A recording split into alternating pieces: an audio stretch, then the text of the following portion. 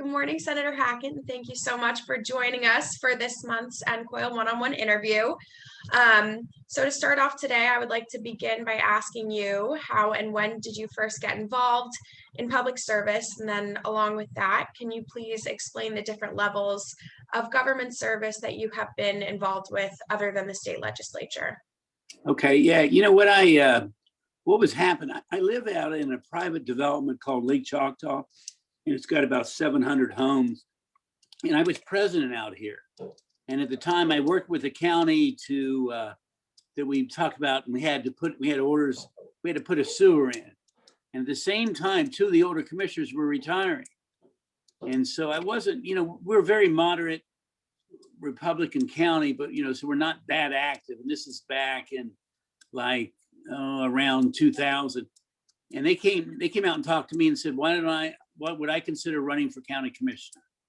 And then I had a successful business. I was on a lot of local boards and groups, and my family was well known. Dad was a football American. I was captain of an undefeated football team in high school and was successful playing in college. And so they taught me into doing it. And so I became a county commissioner for 8 years. And then after that, almost the same thing happened in that we had a congressman, Dave Hobson, was retiring, and a new congressman was our state senator. Well, the congressman, Dave Hobson, was from Clark County, and Steve Austria was the state senator, was Greene County, and he was going to become the congressman.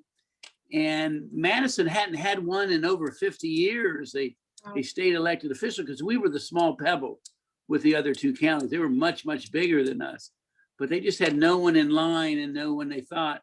And I had worked with both of them, and they liked me. And so they came over and they taught me into running for state rep, and ran for state rep. And then when the Senate position came open, I was the only state rep that was in all three of the counties.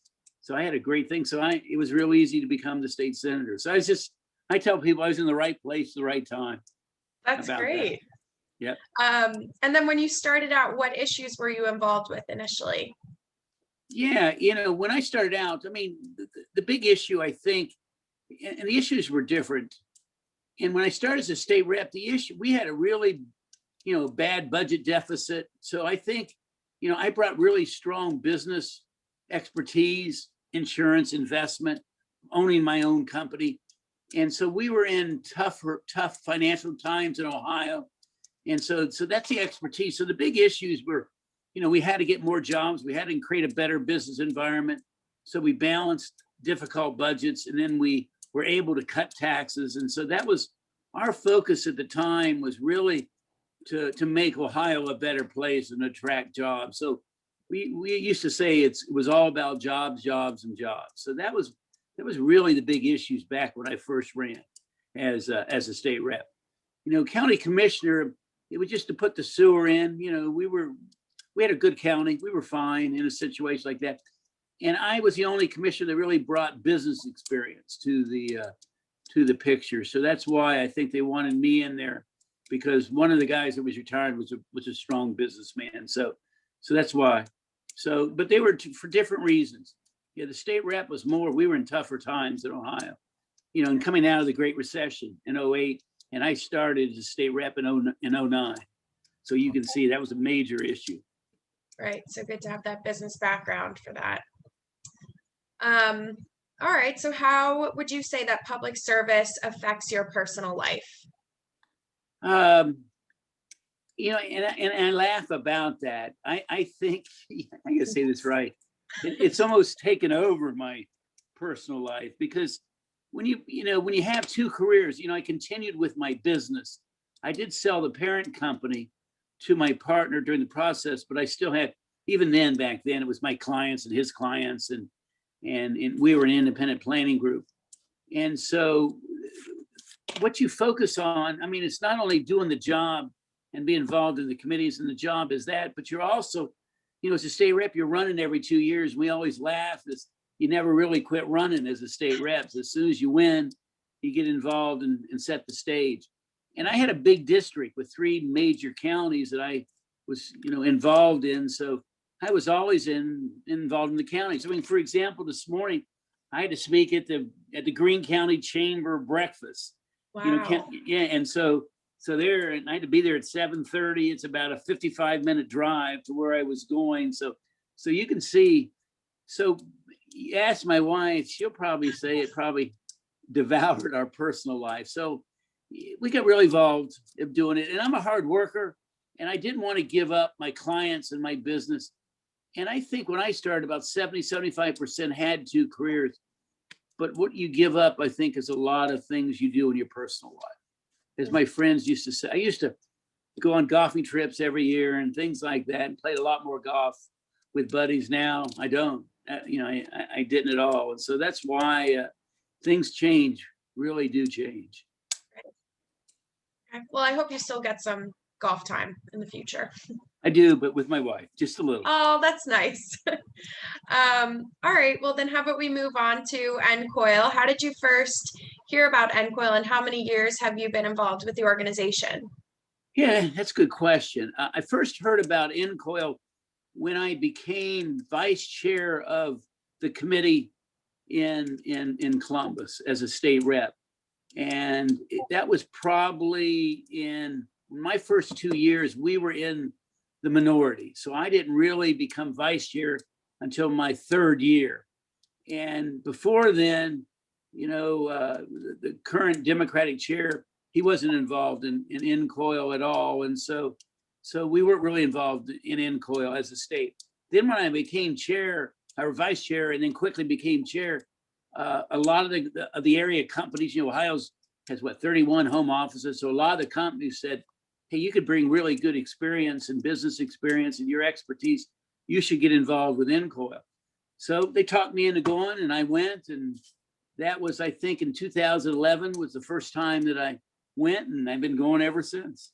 Yeah. Great. So that's how. So I think it was more the companies in Ohio got me interested, in some of the lobbyists and the and the consumer advocates got me interested more initially than the actual state of Ohio did. Mm-hmm. Okay. And since then, how would you describe your experience with NCOIL? Yeah, it's been nothing but positive. I think what's the great thing about it is that you build great relationships, not only just with other legislators, but also with people from the insurance companies, and then advocates of the insurance companies and the consumer advocates, et cetera. And you build some really, lifetime, long-lasting relationships. I really developed some really friends and really are involved with people, et cetera. And the great thing is that really helped me as a vice chair and chair were the models. I think the greatest thing about NCOIL is you develop those models that, Ohio doesn't do too many things first. And so most of the things that I've done in Ohio that I brought back to the committee were really ideas that, that I actually saw and was being developed at NCOIL. And so that's the great thing about NCOIL. It's the relationships you build, and also the great, the ideas that you can bring back to your state to help your state. Right. And then you mentioned your professional life outside of NCOIL is as a small business owner, being the founder of the Ohio Financial Management Group. How would you say that perspective impacts your approach at NCOIL? Well, I think I'm a little different. I was probably 51 when I got involved, and I'd already built a successful business. So the business already was successful. So I think, when you grow a bit, a lot of times in the early years, you're growing a business, and I had good expertise. I'm a CLU, CHFC, in insurance, and I'm an investment advisor, which is above a registered rep. So I had gotten past the stage where, I was really growing the business. I had gotten to almost the management stage where I was managing the business and managing my clients and keeping my clients, not adding on many more every year, but not as much. And the business was really successful. So was doing really well in a situation like that. So I think it's almost like, NCOIL played a major role in that. When I became a commissioner, then a state rep, NCOIL became a really major role when I became a state rep, and then on to be a state senator. So I don't know if it affected my professional life as much, where it allowed me to grow the business, because, I haven't grown the business tremendously at all. And the fact that I sold out the business that I started to my partner just shows you, that I wanted to be able to manage it, because in my private business, I put the great expertise with the great relationships with my clients. I mean, I built a lifelong reputation with a lot of clients, and they're very loyal, and I work really hard, and I appreciate them tremendously. And so those relationships were primarily built at the time. I think it's helped my credibility, with my clients. I felt like maybe my clients thought it would take away some of the time. So I still work really hard in that business. I was in there working until late last night.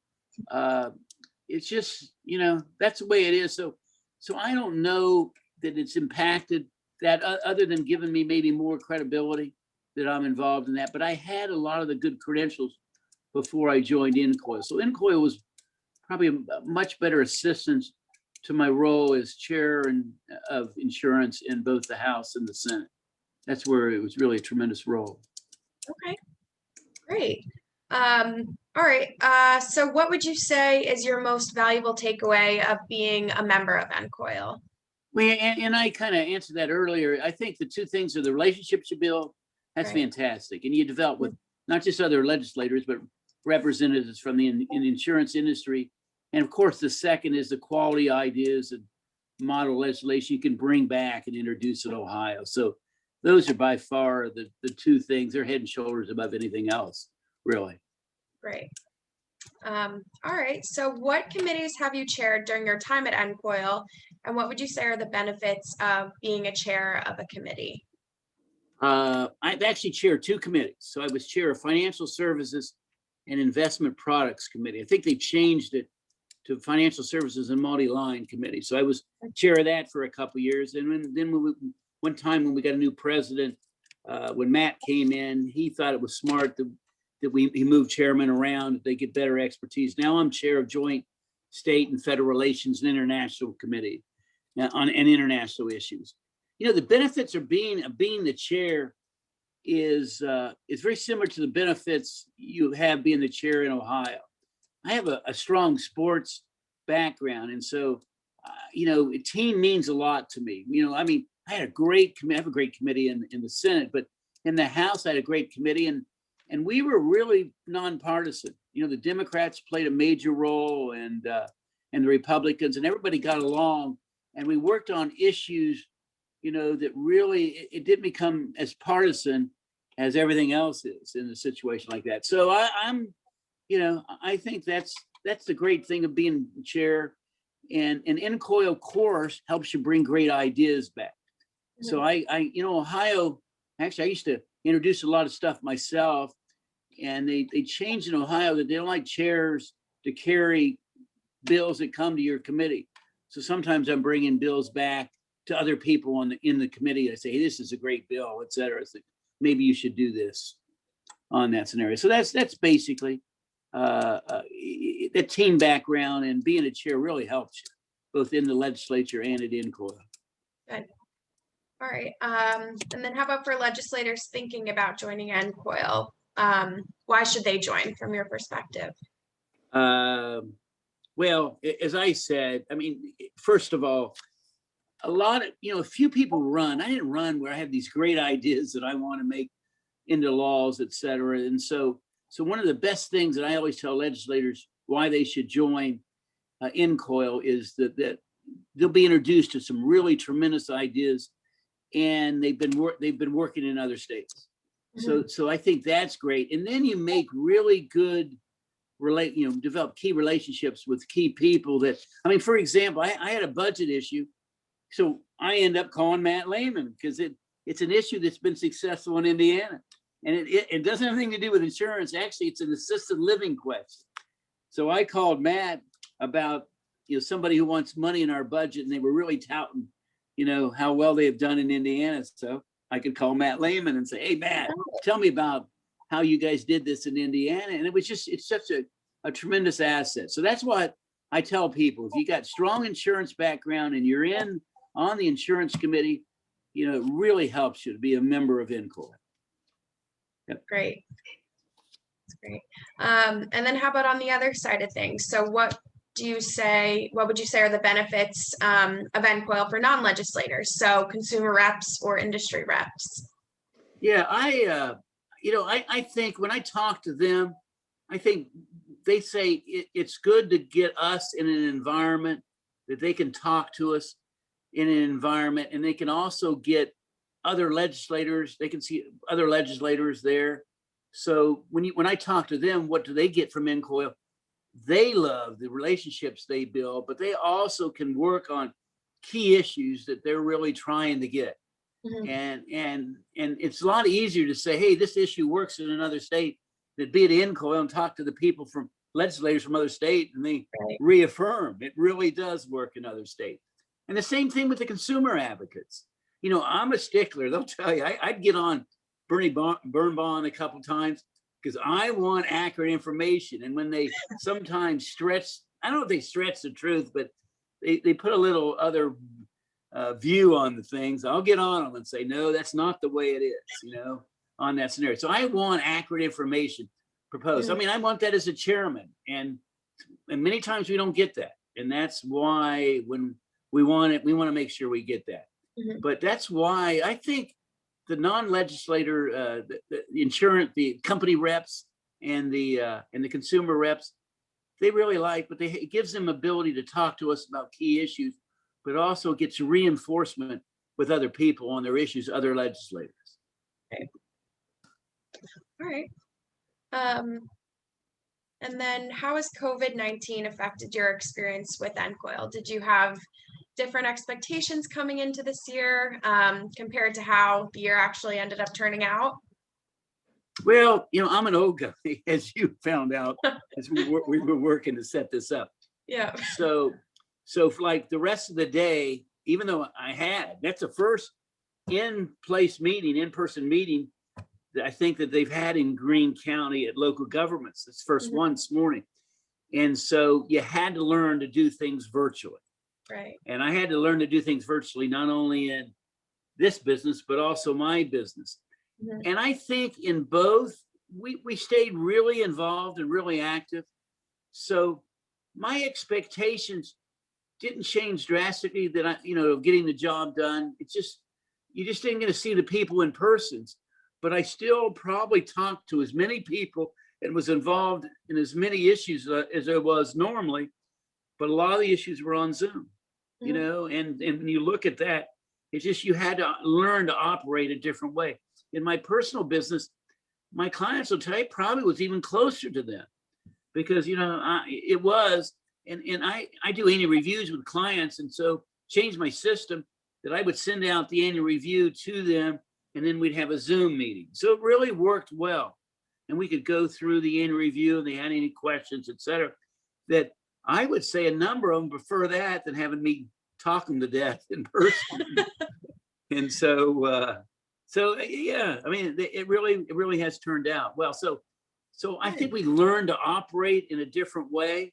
I worried a little bit about, because I have a health issue, but I worried a little bit about developing COVID-19. So I quickly got my shots, my vaccines. Mhm.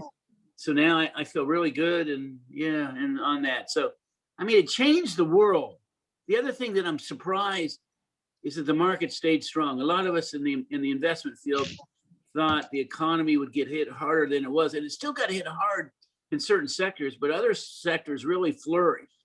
Mhm. So I have clients doing really well, and then I have clients that are struggling. So that's one of the things we learned. Usually it moves with the economy, but the economy, part of it's going great and part of it's not doing as well. So that's the way it is on Yeah. that. But it's been different, but we just have reacted and changed. And I think the expectations, we've gotten the same. We got done what we needed to get done. That's great hearing that positive outlook that you have on that. All right. So do you have a favorite model law that NCOIL has passed during your time with the organization, and why? Yeah, actually, there is one, and it took us a while. We were working on it fairly early in Ohio, but Ohio takes a long time to pass a law. Yeah. And so the model law actually got developed before our law passed, even though, it was working very strong on the model law. and it was actually the ride sharing model. And so that's the Uber and Lyft model. And what the NCOIL played a major role in bringing the insurance industry and the ride sharing companies together. And the model legislation developed, but it didn't develop until after you got the players in the room. So you had the major insurance companies at the national level, and you had Uber and Lyft in the room, and they worked out a model law. And they did a lot what Ohio did. And what Ohio did, we were able to, because in the beginning, the insurance industry was really upset because part of the process, Uber and Lyft were having their drivers who were self-employed putting it on their personal insurance. And the insurance industry wasn't happy to see a business activity being done and having claims paid partly on personal insurance.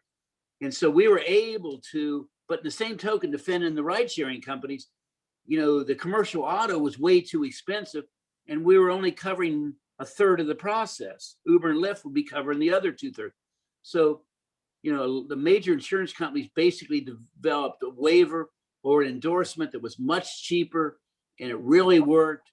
And then we also worked in Ohio to develop statewide regulations with Uber and Lyft want, and not let the cities make it a money grab, et cetera, and say you got to pay so much and get so much that. So it really worked well. It was a win-win for everybody. So that's one of my favorite ones because we worked really hard on that. Yeah, it wasn't easy in Ohio, but we got it done. Good for you. All right, how about, do you have any advice for young professionals looking to enter the insurance industry? That's a good, it's funny, from 1970, I started with a special division of Peru, and then I worked my way up and was a producer, then became producer manager, then general manager. When you're a general manager, your probably number one role is bringing new people in the business. And the turnover in the industry is pretty high. And it's a really strange turnover that if you can become successful and make 5 years, the turnover almost goes back the other way. And it's a really good business to be in. So when people don't make it, it's not that they're not somewhat successful, but they just can't make enough money early. And so when I look at young people today, in some ways, I think it's harder because there's more competition, there's internet competition, et cetera. And so the advice I always say to them, build the relationships. I don't worry about losing a client to some type of internet system, et cetera, because I built that relationship and they put a value to me. So that's what I always say to new people come in, build relationships, market on finding quality needs of your clients, and build and think like even though you might be working for somebody, look at yourself as a one-person company, and you're building that company to be successful. But it may be more difficult. I'm glad. I went independent in 1990 and was a vice president in the home office for a couple of years, in the 80s. So I haven't really recruited people too much since the early 90s. With us, there's 6 of us. And of the 6, 4 were there from the start. So we've brought in 2 more people on since then, and both are doing phenomenal. And one's been there 10 years and one's been there 5 years. They're doing phenomenal under that scenario. So we're not really, when I was one of the principals, the 2 principals, we just were producing. I had the administrative skills and he was a great producer. And then he learned through the years to do, the administrative skills of running the company. So That's where I talked to him in. It was my idea for him to buy me out just because it was so busy. And I knew his production kept getting better and better. And it'd be fair. He started to do more production than I did. And that's why I said, hey, we want to make this fair. Buy me out. And I'll show you how to buy me out, not cost you a lot. I just get the override on my own business. Great. Hope that answers that. It does, definitely. Okay, so we're seeing more and more how Congress is pretty divided along party lines. In your experience, is this also happening in the state legislature? Yeah, and I haven't seen this type of polarization probably since the 60s. And that, you had a lot of polarization around the Vietnam War, et cetera, on that type of thing. So it doesn't, and there was another guy, and he's retired now, but we both had strong sports background in Ohio, and you know, I just, from my upbringing and everything, you know, I've always been, I have that team idea. You know, they're like, there's no I in team, and so when, you know, when I talk to people, I just, it's just a scenario where I try. I'm not. I remember somebody the other day was talking in caucus, and they just said, and they said, Hackett, we know you're not for this guy, not the governor, not appointing this guy to this board, but he's really not a Republican. And I said, but he's really talented, and he's a good guy, and he's really not. I mean, he's really not a really left-wing Democrat. He just is a Democrat. He lives in a big city. So I said, what difference does that make? And they said, well, that's because you are what you are. And we love you the way you are, but that's just the way I am. So my committees, I try to keep them. I get along really well with the Democrats, and I try to not be as nonpartisan. But when you look at the world today, I've never seen it be as partisan and polarized, extremely polarized. And the Republican Party, you know, there's like three major segments of the Republican Party, and I just try to get along with people and work where I have my expertise. So you're exactly right. I mean, it's really not real good around the country, and I hope it gets better. And I keep telling young people, it'll get better. It'll get better. It's not always going to be like this way. People will get along better. But right now, that's not happening, as you know. I think it's happening at NCOIL, though. I've only seen a couple examples at NCOIL, and one of them, you know, one of them's not, you know, it's been fairly recent, and he's a good guy, but he was just a little upset with, we probably were too conservative on an issue. And I put my arm around him and I said, hey, you realize we're never going to totally agree, but you're a great person, you know?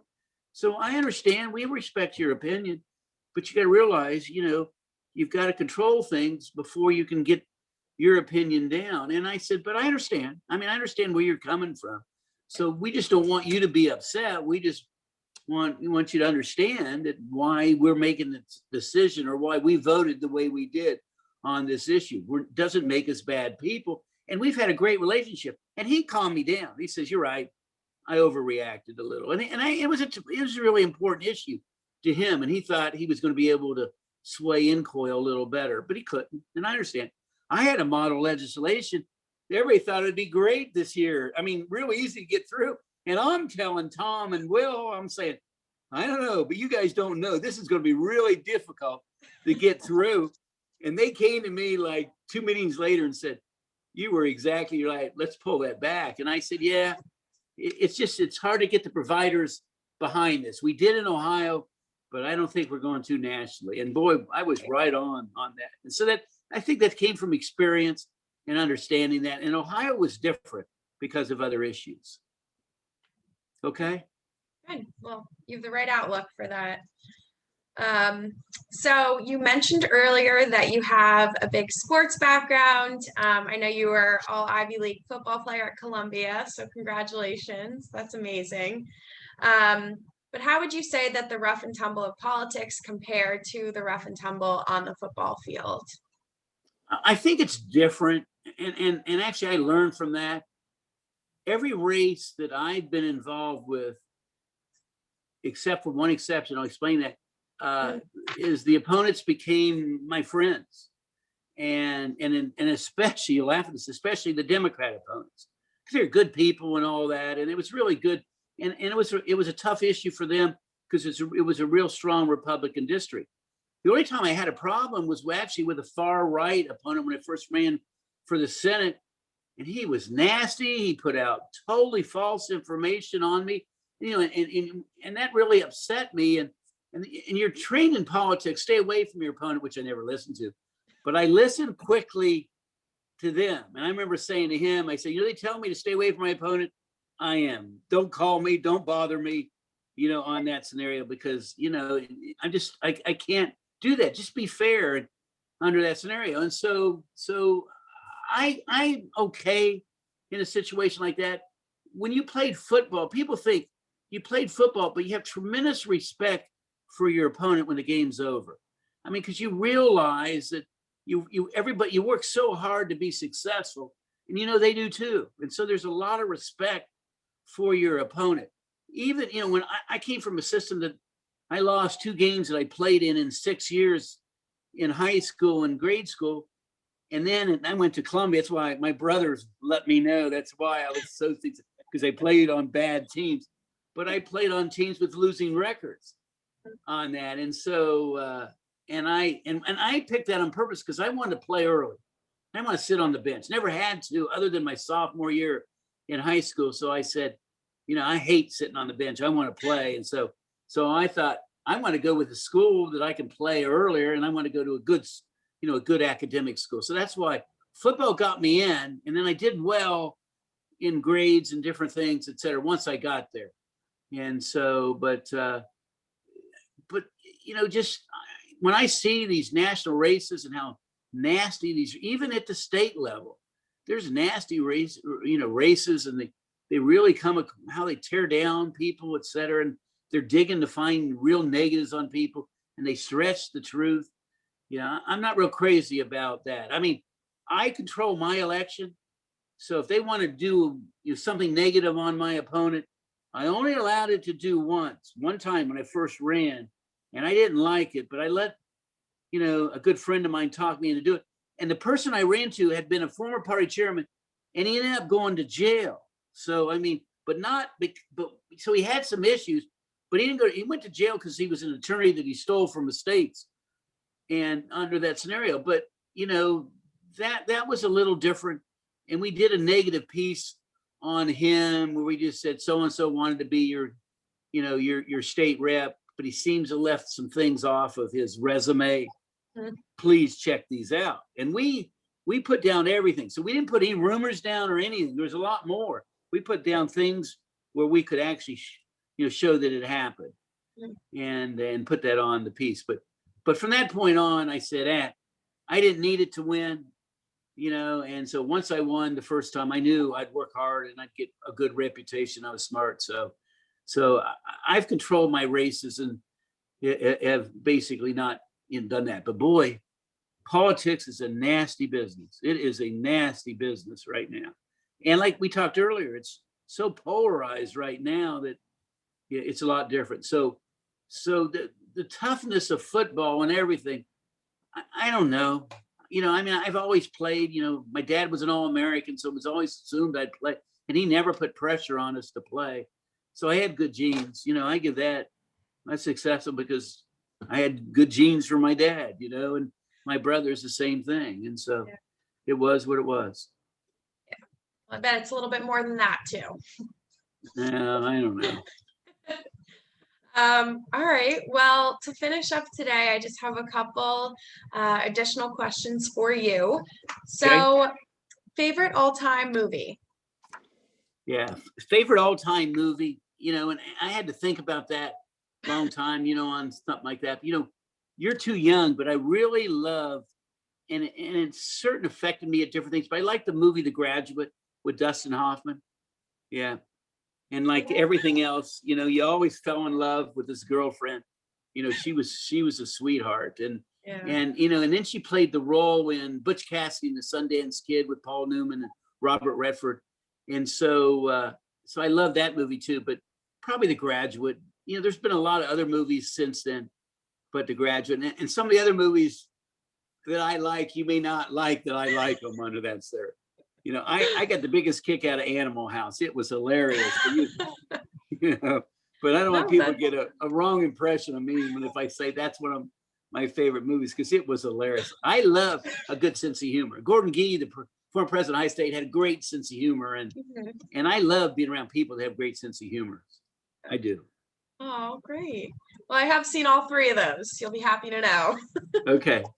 Did you like Animal House? I did. It's a very funny movie. It is. I mean, it's a movie you like to see 3 times. Yeah. Because there's just humor going around. I mean, Belushi is great. I mean, there's just so many really good roles in that movie. I mean, it's nuts. It really is. I bet they had a ball making the movie. They did. All right. So, favorite all-time book or musical artist? I do a lot. So on books, it's funny. I do a lot of, and this is crazy. If you come to my office Yeah. in my Senate office. There's a big picture on the wall where you're supposed to bring a current book. You know, the Greene County Library, Carl said, hey, we're going to do a picture and with your favorite book. And I said, well, you're not going to like this, but I listen to books on tape all the time as I drive so much. And so I listen to them while I'm driving. And I said, that's not fair. He says, that is so fair. Do not worry. And so my age, he goes, you got to be kidding me. So I have a picture on my wall of me there in my Senate in a suit, and I'm holding on, you know, one of those books by, you know, audiobooks. And it just is so funny under that scenario. But I do. And so that's why musical artist, I grew up in college and I still do love them. And we've actually seen them before. I think one of them's died on that, but we love Simon and Garfunkel. Yeah, they were really good. I mean, but I know, but that was just way back when music played a bigger role in my life than it does now. When you're younger, I think it does. Yeah. And then you get so involved with other things, it doesn't play the role that it did back then. So I love Simon and Garfunkel. Too. Favorite TV show? You know, it's funny. Only question I asked my wife, and she said, I said, what do you think about my favorite TV shows? And I said, I can't tell them that.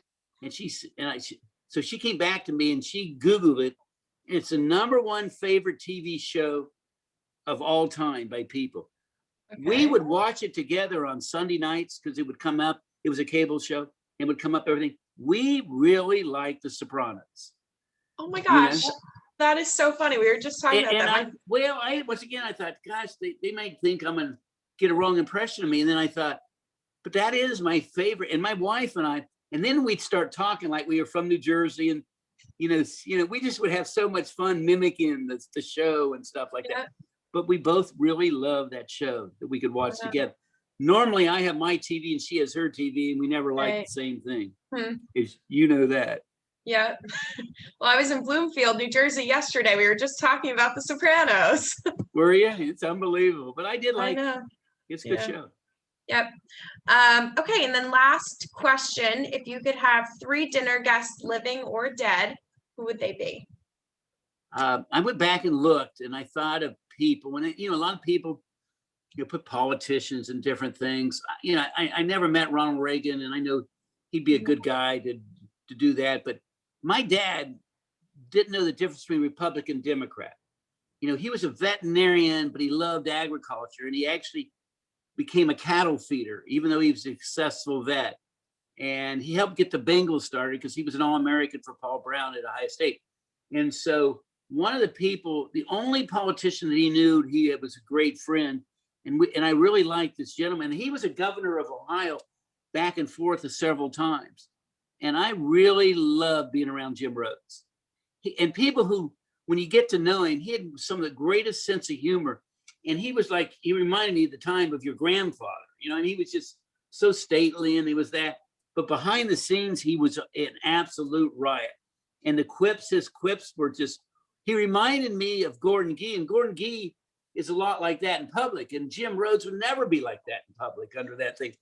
But behind the scenes, his one-liners, and I would laugh. And he just was a good guy, on that. And he was the one, early years, he said, you'd be good in politics. You're such a good talker. And I went, I'm a business guy. I hate politics under that scenario. And so I remember when they came and asked me to do that, I thought, you know, maybe I would be good at it. And so that's why. I had lunch with Randy Gardner once, who's now a really good guy. He's head of higher ed. He's the, representing the state because he's term limited. He and I had lunch with John Glenn. And it was just, you know, when you grow up and you see him, a hero of yours, when you're growing up, you think, boy, someday. And so it was just such an honor. And I still remember, I mean, if I had to go back and look at great things that happened since I've been a state rep, that lunch was really neat, that I could sit down with a hero of mine growing up that I never met, never thought I'd meet, and to talk to him for an hour. And really, he was really nice, just a really good guy. So those are the deal. I mean, there's sports guys. My dad worshiped Paul Brown, and who was a great football coach. And so, I always enjoyed being around, and Paul Brown liked me. And I always enjoyed being around him. And he was such a smart guy. He was really, really smart guy.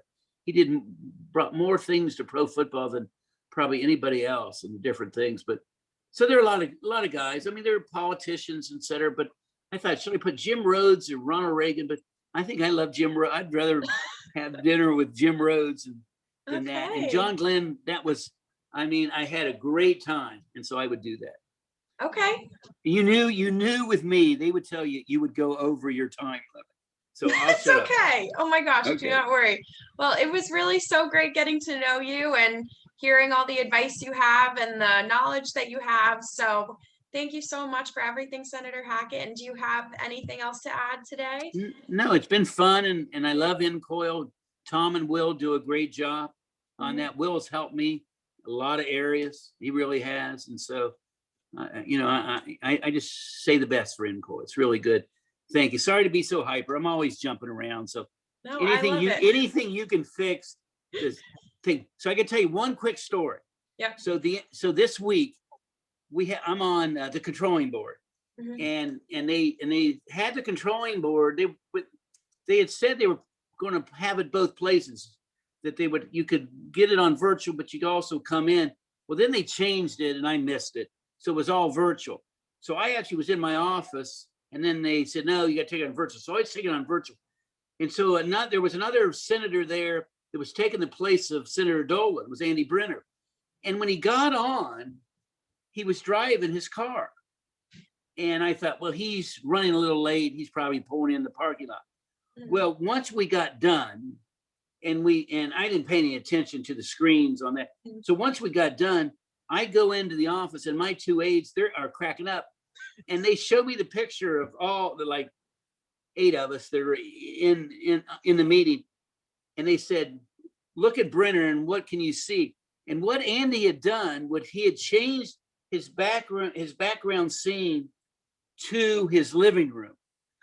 And so it's his living room around, and he just has his head there and his upper body. But the greatest thing of all time, and they were talking about it in Greene County this morning, everybody's cracking up because it's been on the TV station. He was still wearing his seatbelt. So he's actually, and I said this morning, I said, oh yeah, Andy was giving us an example of I had the model legislation for distracted driving, which we just got through, which they probably thought I thought was my favorite one. That's a favorite one too. And I thought, Andy wanted to show us how not to drive a car and be distracted on that. And so he's taken so much heat. I mean, you should have heard us before we started in session. I mean, one guy walked up and said, Andy, you need that around your house because you need a seatbelt because you're dangerous. And other guy, I mean, they're just going on and on about him and all that. And of course, I had to say, Andy, thanks for showing us how, not to drive distractedly. He says, I never took my head off the road. I listened. But so there he is on, just like, I have a background, but he has this home background, and he's wearing a seatbelt, and we are dying. It was on the news again last night. They just still play it. So anyway, I'll let you go. I had a ball. Thank you. Me too. Thank you so much, Senator Hackett. I See you. appreciate it. Have a great day. Bye. You too. Bye.